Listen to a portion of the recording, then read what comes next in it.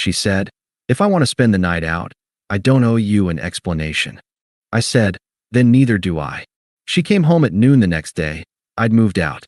Everything gone. Just a note. Out indefinitely. No explanation needed. Hey viewers, before we move on to the video, please make sure to subscribe to the channel and hit the like button if you want to see more stories like this. Thanks. The last thread finally snapped at 11:07 p.m. on a Thursday. I was on the couch, a book open but unread on my lap, the silence of the apartment a physical weight. The clock on the cable box ticked over. She'd said she'd be home by 10, after a quick drink with the team. Her key didn't scratch in the lock. My text from an hour ago, hey, everything okay? Sat unread. Then, the buzz of the intercom. I pressed the button. Yeah, it's me. Let me up. Her voice was already edged, a brittle energy crackling through the speaker. 2 minutes later, the door swung open.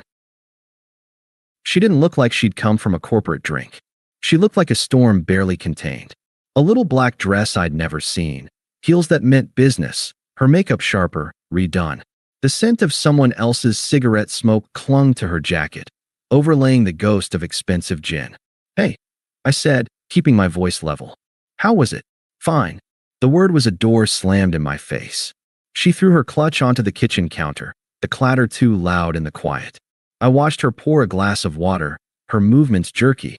The worry I'd been stewing in began to curdle into something colder, clearer. You said 10. I got worried. A sigh, heavy with theatrical exasperation. It ran late. We lost track of time. Who's we? I asked. Maya and Chris from marketing? She stilled, her back to me. Just some people. You don't know them. A new chill settled in my stomach. For months, it had been like this. A gallery of people I didn't know. Vague plans that materialized last minute. Her phone, which used to light up with our silly memes, now forever face down, buzzing with notifications from contacts saved as single emojis. I tried to be understanding. Her promotion to junior brand manager 6 months ago had come with a new social circle. Louder, faster, perpetually angled for the perfect Instagram story. I told myself it was a phase, the excitement of a new world. I'd been the anchor. I cooked the meals she forgot to eat, listened to her vent about office politics, handled the dry cleaning, the bills, the quiet, mundane maintenance of a shared life. I was the safe harbor she'd once called me, kissing my forehead. The memory felt like an artifact from a different civilization. Look, I said, standing up. The book slid to the floor. I didn't pick it up. It's a weeknight. You're dressed for a club, not a post-work debrief. I'm not an idiot, Sarah. Just be straight with me. What's the plan? Are you going back out? She turned then, and the look on her face wasn't guilt or contrition. It was pure, undiluted annoyance, as if I were a fly buzzing around a prize she was trying to enjoy. Why does everything need to be an interrogation with you? Yes, Maya and some of the others are heading to Lux. I said I'd meet them. Now? It's past 11. So? What? I have a curfew. She laughed, a short, harsh sound. God, you're suffocating sometimes. The word landed like a physical blow. Suffocating. For waiting up. For caring. I took a slow breath, the icy clarity spreading from my core. I'm not trying to suffocate you. I just like to know you're safe. I'd tell you if I was going to be out all night. Well, maybe you should get a life of your own and you wouldn't be so obsessed with mine. She fired back, grabbing her clutch again, checking her reflection in the dark microwave door. That was her latest refrain. Get a life. My life, for 3 years, had been us. My friends had become our friends. My hobbies had flexed to fit our shared time. I'd seen it as building something. She now framed it as a personal failing. So, you're going to Lux, I stated, my voice flat. And you'll be back when? She whirled around, her eyes flashing. I don't know. When it's over. When I feel like coming home. She took a step toward me, not in intimacy, but in challenge. Look, let's get one thing crystal clear. I'm a grown woman. If I want to spend the night out, I don't owe you an explanation. Not to you. Not to anyone. This isn't a custody agreement. I'm not your child. The words hung in the air, toxic and final. They weren't just about tonight. They were a manifesto.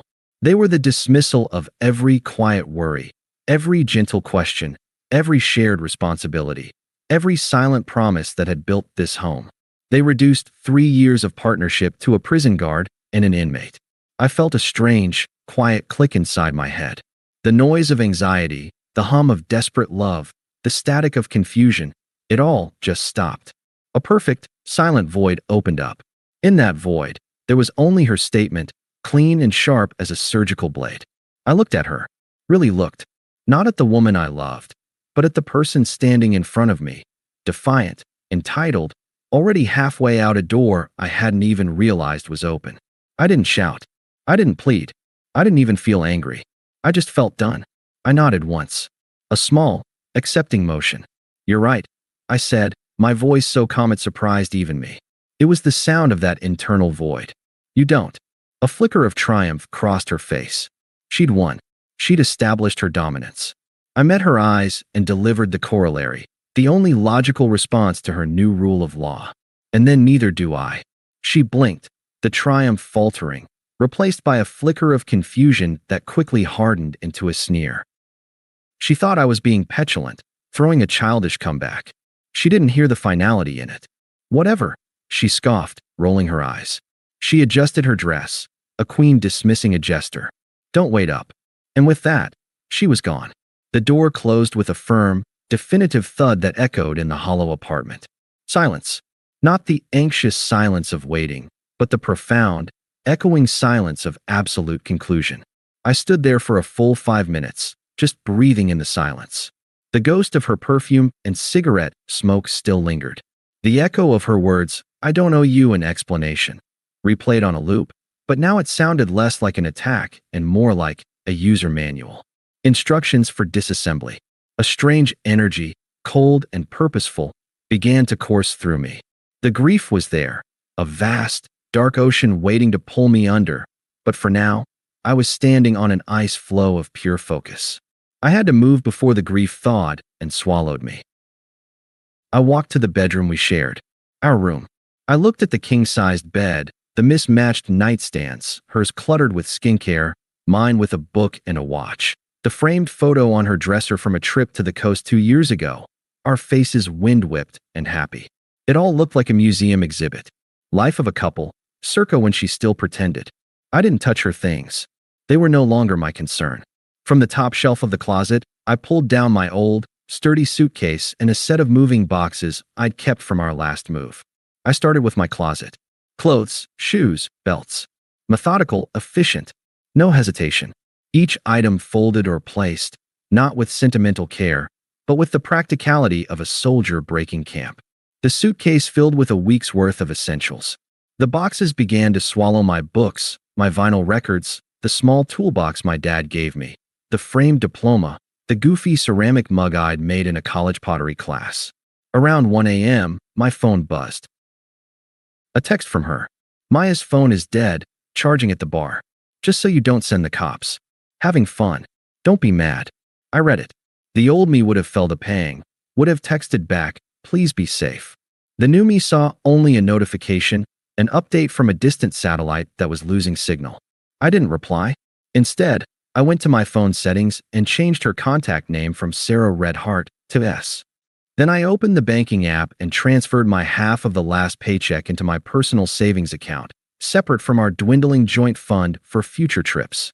The numbness was a superpower. It let me move through the apartment like a surgeon, removing the vital organs of my former life.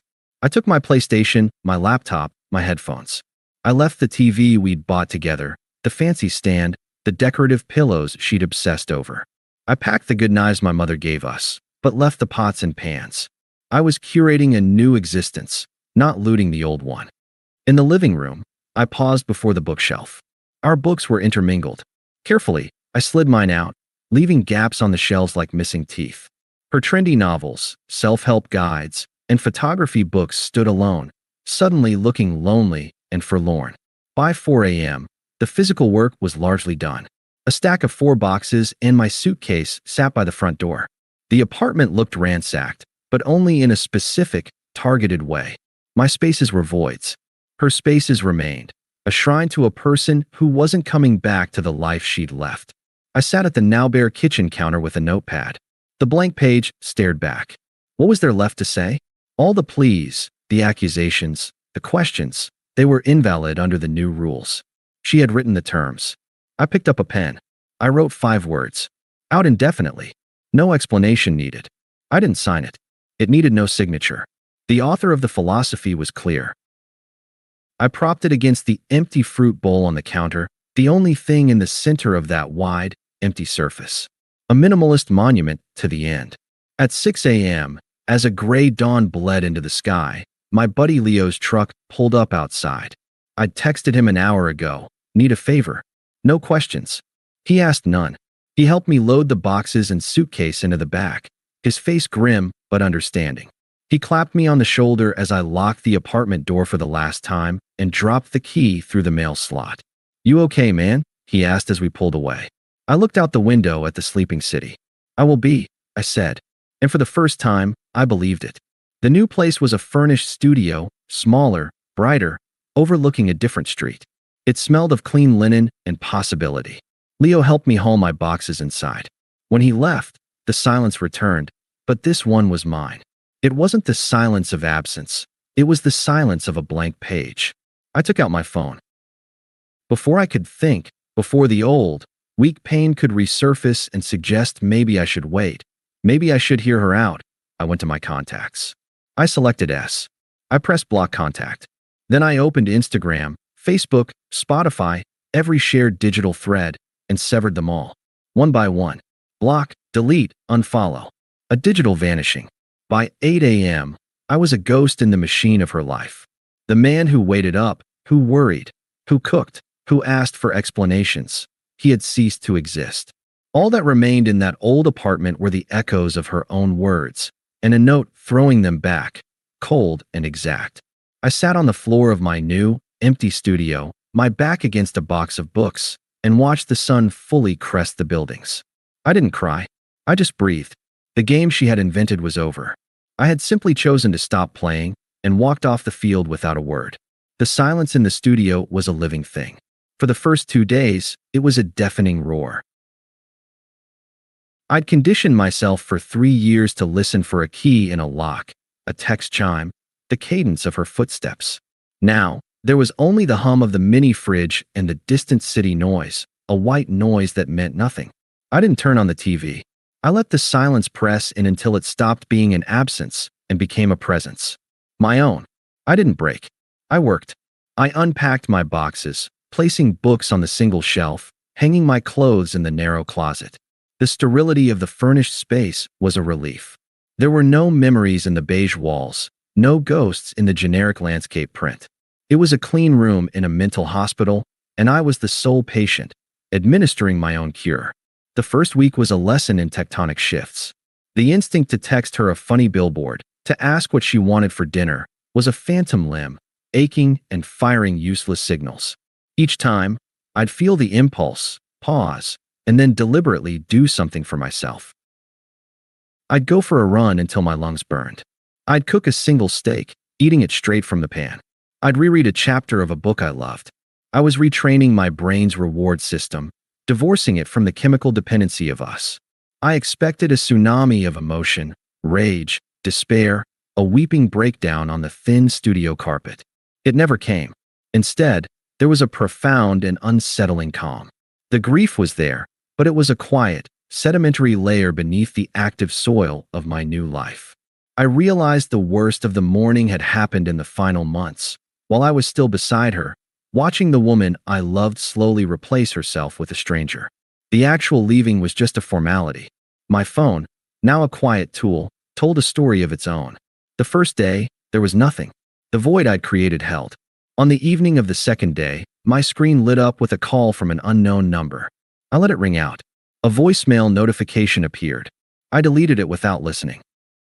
The rules were the rules. On the third day, 2 calls from the same unknown number, followed by a text from a different one. Unknown number, 10:14 p.m. This is Maya. Sarah is freaking out. What the hell did you do? Call her.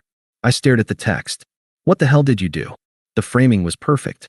In their narrative, I was the active agent of chaos. Her declaration of independence, her night out, my quiet dissolution of our life. These were not causal links. My action was an unprovoked earthquake. I felt a flicker, not of anger, but of cold satisfaction. The first flying monkey had been deployed. I blocked the number.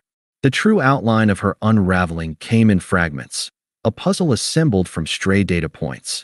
A week after I left, I logged into the shared cloud storage we'd used for bills, a task I'd always handled. I needed a PDF of our old lease. The most recent uploaded file wasn't a bill. It was a screenshot uploaded from her phone 4 days prior.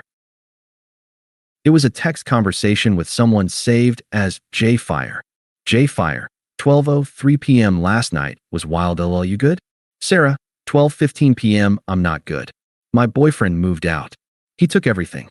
J-Fire, 12:17 p.m. Damn, that's deep. Sorry about that. Sarah, 12:20 p.m. Can I see you tonight? I really need to not be alone. J-Fire, 12:45 p.m. Hectic week, man. Swamped. Maybe next week? The exchange was dated the day after her night out. So, J-Fire was likely the destination. And now, with the drama turned real and messy instead of thrilling and secret, he was swamped. I downloaded the lease PDF and logged out of the cloud forever, a quiet archaeologist closing the tomb on my own past. The next data point came from Leo, who had a loose mutual friend with Sarah's circle. Ran into Tim at the gas station. Leo said over coffee, his voice careful. He said, well, he said Sarah's telling people you had a psychotic break. That you emptied the apartment in the middle of the night and vanished because you were jealous of her work friends. She's playing the victim card hard. I sipped my coffee. Let her. He also said that guy she's been seen with, some wannabe DJ or promoter or something, Jason. He's already over it. Apparently, he's got a reputation for chasing taken women for the sport. Once they're single, he loses interest. Tim said he saw Jason at a bar hitting on someone else last weekend, while Sarah was there with Maya, looking like a thundercloud. I nodded. It was a clinical confirmation. The vibes guy was exactly as advertised, a hollow vessel for validation. Her grandstand for freedom had led her directly to a man whose entire personality was an exit strategy. The poetic justice was almost too on the nose. She also keeps asking everyone if they've heard from you, Leo added, watching me. If you're okay. She sounds unhinged, man. Not sad. Angry. Like you stole something from her. I did, I said, my voice flat. I stole her audience. Her explanation. Her chance to be the magnanimous one who figured things out. She wanted a drama where she was the star. I gave her a ghost story. Leo shook his head, a slow smile spreading. You're ice cold, brother. It's kind of terrifying. It's not cold, I corrected him quietly. It's peaceful. The attempts evolved, as I knew they would, following the predictable path from confusion to bargaining to true color fury. Phase 1, the bureaucratic gambit. 3 weeks post-disappearance, my email, which I hadn't blocked, chimed with a message from her. Subject, practical matters from Sarah. We need to talk about the apartment lease. You are legally obligated for your half of the rent until we formally break it. I also need you to arrange for the removal of your remaining furniture. I cannot live like this. Please be an adult and contact me to settle these matters. I expect a response. It was perfectly framed. The aggrieved party, forced to deal with the irresponsible child. The tone was all clipped efficiency, trying to lure me onto the familiar battlefield of shared responsibility where she could regain leverage.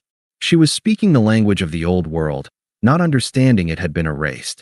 I drafted a reply, not to her email, but to the property management company, CC&G her. I had researched this in my first week of silence. To whom it may concern, please be advised that as of date I left, I have vacated the premises at old address. My ex-partner, Sarah, last name, remains in residence. I hereby formally relinquish all claims and responsibilities under the lease, effective immediately. Any further communication regarding this property should be directed to Ms. last name. Attached is a copy of my government ID and a signed letter of relinquishment. Sincerely. I sent it. A minute later, her email address erupted into my inbox with a flurry of replies, all desperate to undo it. Do not accept this. This is not agreed. We need to discuss. The professional veneer had cracked in under 60 seconds. I set up a filter to send all emails from her address directly to a folder labeled Archive. I never opened it. Phase 2, the emotional ambush. A month in, the voicemail came. She must have borrowed a phone from a stranger or bought a burner. The number wasn't blocked. Her voice was thick, ragged, a performance of shattered glass. Hey, it's me. Please. Please just listen. I'm. I'm at the apartment, and it's so empty. I can't sleep. I keep hearing the door, and it's never you. What you did, it was so cruel. So final. I didn't. I didn't mean it, okay? What I said. I was stressed. I was drunk. I was an idiot. He was nothing. A mistake. You were my everything. My real life. Please, I just need to hear your voice. I need you to tell me why. Why would you do this to us? To me? After everything? Just give me an explanation. One explanation. Please. The hypocrisy was a sublime work of art. I need an explanation. The very commodity she had declared obsolete. Her voice broke on a sob at the end. The old me would have felt his heart tear in two. The new me listened with the detached analysis of a linguist. The subtext was clear. My new source of validation vanished, and the old one is not responding. This is inconvenient and painful. Restore my supply. I saved the voicemail. Not out of sentiment, but as a benchmark. A before and after snapshot of her desperation. Then I deleted it and blocked the new number. Phase 3. The flying monkey attack. 2 days after the voicemail, my phone rang with a local number. I answered out of habit. Finally, a sharp female voice barked. Maya, do you have any idea what you've done? You have completely destroyed her. Hello, Maya, I said, my voice neutral. Don't you hello me. She's a wreck. She can't work, she's crying constantly. You ghosted her like a coward over one stupid fight. What is wrong with you? Real men talk things out. I waited a beat, letting her fury echo in the void. She established the rules of the relationship, I said, my tone conversational, as if explaining a simple math problem. I followed them. The discussion is over. There was a sputtering silence on the other end. What rules? What are you talking about? If I want to spend the night out, I don't owe you an explanation, I quoted verbatim. She was very clear. I applied the principle universally. It seems fair. You can't be serious. That's insane. You're twisting her words to justify abandoning her. I'm not justifying anything, I said, the calm in my voice now a weapon. I'm stating a fact. She drafted the policy. I enacted it. The result is her problem to manage, not mine. Please do not contact me again. I ended the call. Block that number too. The fortress of my peace was quiet once more. Phase 4. The public confrontation. The ambush came 8 weeks after I left. I was leaving the gym on a Saturday morning, sweat damp and pleasantly drained, headphones in. A figure stepped directly into my path. I looked up. It was Sarah, but a diminished, frayed version. Her hair was pulled back in a messy bun, her eyeshadow smudged as if from old tears, not a fresh application. She wore leggings and an oversized sweatshirt that belonged to someone. Maybe Jay Fire. Maybe just a souvenir from her newfound chaos.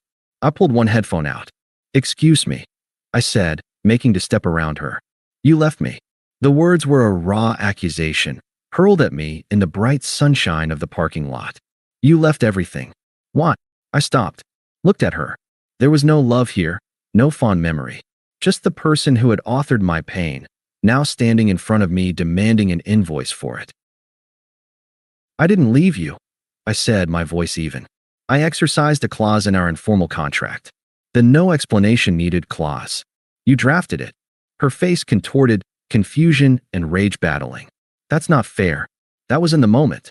You're taking it out of context to punish me. No punishment. I shook my head slowly. Just precedent. You said it. I honored it. Now, if you'll excuse me. I moved to walk away. Her hand shot out, gripping my forearm. Her touch felt like a static shock, unpleasant and alien. Wait. You can't just, we have to talk. About the security deposit. About us. I looked down at her hand until she released it. I met her eyes, and in mine she must have seen the absolute void, the complete emotional vacancy where she once resided. There is no us, I stated, a simple report of the weather. There is you, and there is me. The connection you are referring to was terminated. By you. The paperwork just took a night to process. Her desperation curdled, finally, into the true color anger I knew was underneath. The victim mask slipped, revealing the entitled architect of her own disaster. Her eyes narrowed, her lips pulled back from her teeth. You're a heartless bastard, she hissed, the venom pure and undiluted. I hate you. I hope you're alone forever. A small, almost imperceptible smile touched my lips. Not of happiness, but of recognition. Here was the unvarnished truth, the core selfishness that had driven the final act. The script was complete. Noted, I said quietly. I put my headphone back in, turned up the music, and walked to my car. I didn't look back in the rearview mirror. The reflection ahead was all that mattered. Thanks for watching. Make sure to subscribe to the channel and hit the like button. What do you think about this story? Share it in the comments.